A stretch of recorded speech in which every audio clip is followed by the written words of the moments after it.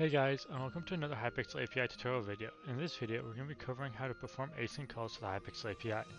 This was actually a video idea that was suggested by Chief JP2 on the forums. So he mentioned that in a lot of my other tutorials, in fact all of them so far, that we weren't showing how to do asynchronous calls because our async module, if I can show you guys here, this is our default. So we use request, and request library is asynchronous. It's synchronous, which means that to run a lot of these back to back to back to back to back, it actually takes a significant amount of time. Time that for some of our projects we might not have. So I'm going to be showing you guys how to go from this script to this script, which is an async version of the first one. So to get started, rather than importing requests, we're going to be importing gRequests, which is async version of requests. Now versions, I think it was versions before 0.13.0 of requests, I believe it is, did support some async calls, but since then they have converted the asynchronous versions over to this different library called gRequest, and then just kept requests as a synchronous library. And then, as before, we're going to have our JSON and we're going to have pprint, right? Now, to make all of our different calls here, we're going to need different URLs, right? No sense in making very efficient calls unless we're calling multiple endpoints at once. So for this example, we're going to be using 3 different endpoints that I covered recently, or that I will cover very shortly. And those are the challenges, achievements, and request endpoint under resources. And to build all of these, I've got my list of endpoints here. And I've got my base URL. So for each of these URLs, it's just taking this, throwing it onto the end of our URL base, and that makes the new full URL. And then we've got to store all these full URLs into some sort of array. So I would do this, or sometimes you might have it that you already have that, but since we're doing it this way, we're building them just using the tails. We need to put them into a new array. So to do that, I'm just going through all 4 EP and endpoints. So for all these different endpoints here, we're gonna take the URL base and then combine it with the endpoint, and then throw that into the array URLs. All right. And now we should have a URLs array that just has all of these as the full URLs, right? So it's going to be api.hypixel.net /resources/challenges. And then the second element at index 1 is going to be api.hypixel.net /resources/achievements, and so on and so forth. And then we've got our get stage, right? So this is very similar to before, how we had our get info. However, unfortunately, we can't do it this way, because with requests like this, with request.call, like I said, request is synchronous, so we got to redo this part. So to do that in gRequest, we're going to make a response object, where the response object is the output from this, right? And so here we're using gRequest library. It's got .get. So remember here we had our request.get. We're doing something very similar. We're just doing gRequest.get and then URL. But we don't want to pass it just one URL. We want to pass it multiple URLs. So we got to build, we're going to tell it which URLs we want. So we're going to be saying we're going to be taking the URLs from the URLs array here. So we built this URLs array. We're taking the URLs from that and we're putting it into gRequest.get. Now this is just a temporary variable to put into gRequest.get. You can put U here if you want. You can put whatever you want. I just keep URLs. I like using like URLs, or endpoints. I find it simpler for me with my for loops. But yeah, so we're just taking the response out of gRequest.get of each URL. So using this function on all the URLs.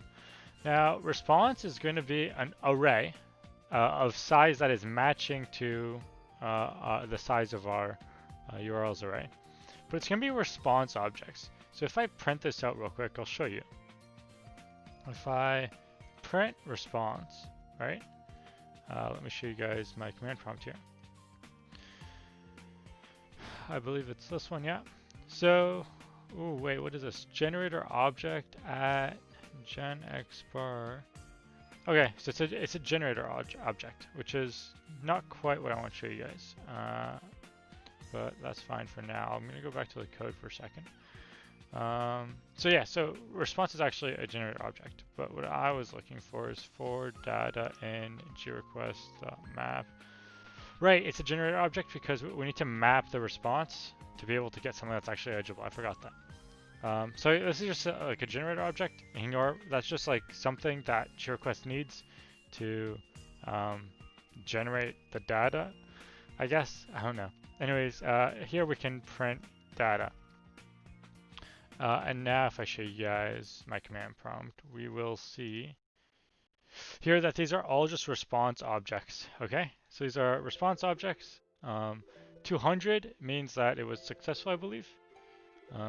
Now, we've got all these, but we don't actually have access to the data, right? We need access to the data, right? This is all worthless if we don't have access to the data that's in those responses, right? We want the actual content, you could say. So to do that, we want to first get the .content, right? So we're going to pprint the content, but you'll notice here that when we preprint it, it's going to look weird. It's not going to look like it normally does. Okay, and so fair warning, I'll show you guys this. It looks like this. And you might be wondering, what is this mess? This is not the JSON I'm used to. That's because this is not of type that you're used to. This is actually not converting to JSON.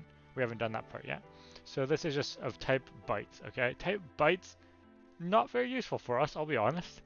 So we're going to go ahead and turn that into some JSON. Wonderful JSON that we love to handle. So to do that, we just need to do JSON.loads of the thing. So we need to take our content and load it into JSON format using the JSON.loads function, or using the loads function from the JSON library that we've been using. Right, same JSON library. Don't worry about having to change anything there. Now that we have this, if we go ahead and load this, it's gonna look like an absolute mess for a second, but I just want to show you that we actually did get JSON formatted content here. It's gonna look like a complete mess because I'm throwing you guys out 3 different very large output endpoints.